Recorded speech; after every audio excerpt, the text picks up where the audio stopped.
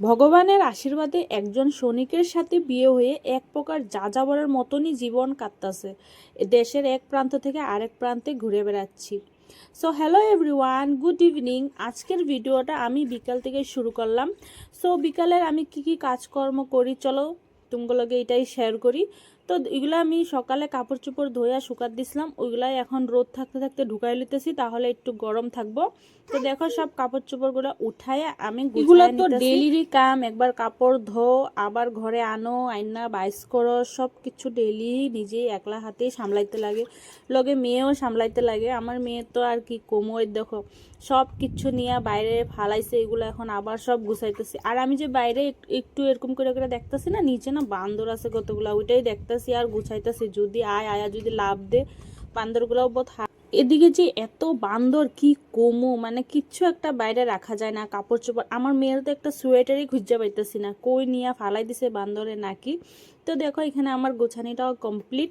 তারপরে এখানে কম্বলটা আমি শুকাই দিছিলাম, গরম হওয়ার লেগে কম্বলটা নিয়েও রেখে দিছি। আর এই যে দেখো এটা হলো আমার ড্রেসিং কোয়ার্টারে। তো আর মানে ভালো কিছু করতে ইচ্ছা করে না, কি আর করুম। ফট করে মনে পড়ে কয়দিন থাকুম, আবার পোস্টিং হইব, আবার জামুগা। তো বেকার এত জিনিস করে লাভ নেই, যতটুকু আছে ওইটা দিয়েই চলতে পারলেই ভালো। তো দেখো এটা আমি এখন গুছাই নিতেছি। আর আমার না চুল খোলা থাকলে বহুত অসুবিধা লাগে। তো দেখো চুলটাও বাইন্দা নিছি, বাইন্দা এবার ঘরটাও ঝাড়ু মারা লুম, বেডরুমটাও ঝাড়ু মারা লিছি, একটা ঠাকুর ঘর আছে ওইটাও ঝাড়ু মারা লিছি, এবার কিচেন ঝাড়ু মারা, হলটাও ঝাড়ু মারা লুম। তো এখানে থার্ড ফ্লোরে থাকার মানে একটাই মুশকিল, কাছড়াগুলো কই ফালামো। ডাইরেক্ট তো আর নিচে ফালানি যায় না, এগুলোর একটা জায়গাতে গুছাও তারপরে ফালাও। যদি আমি এখন গ্রাউন্ড ফ্লোরে থাকতাম, ডাইরেক্ট নিয়ে নিচে ফালাই দিতাম, পরে ওইটাও ভালো করে ঝাড়ু মারা নিতাম, শেষ। কিন্তু থার্ড ফ্লোরে থাকার মানে এটা একটা সমস্যা। আবার একদিকে ভালো কি, নিচের কোনো পোকামাকড় এগুলো এত থাকে না, পুরো ক্লিয়ার, নিচেরটা নিজে, উপরে একলা একলা থাকো, খুবই ভালো। তো দেখো এখন আমার ঝাড়ু মারাও কমপ্লিট। যাবো পাওয়ার ধুইতে, পাওয়ার ধুইয়া দেখো পাওয়ার ধুইয়া মুখ টুক ধুয়ে আয়া পড়ছি। এবার যেমন সন্ধ্যা দিতে।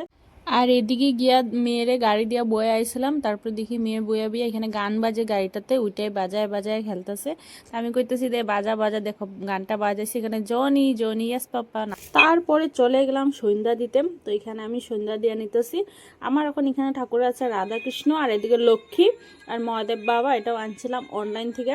এই তিনজনই আছে, তিনজনরে আমি এখন সন্ধ্যা দিয়ে নিছি। তারপর দেখো পুরা ঘরে আমি দেখাই লইতেছি, তারপর যাবো তুলসী তলায় দিতে। তো এই আজকের ভিডিওটা এ পর্যন্ত। ভালো লাগলো